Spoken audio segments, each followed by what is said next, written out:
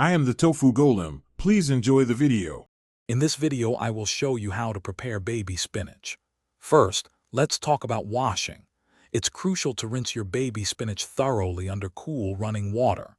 You can use a colander or a salad spinner for this step, which makes the process much easier. After washing, take a moment to inspect the leaves and remove any that appear damaged or discolored.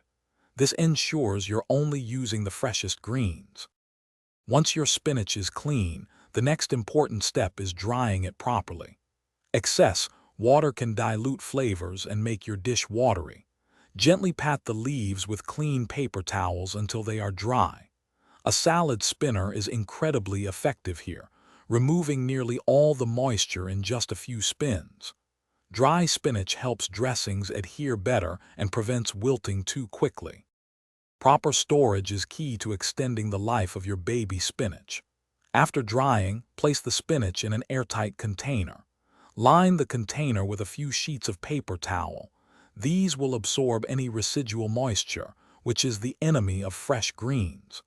Store it in the refrigerator, and your spinach should stay fresh for about 5 to 7 days, ready for your next meal.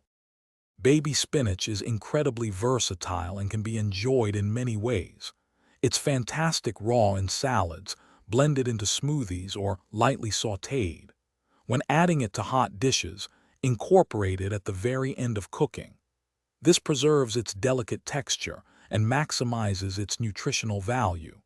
A standard 5-ounce bag usually provides about 5 cups of fresh spinach, perfect for several servings. Thanks for watching. Consider subscribing if we helped you today.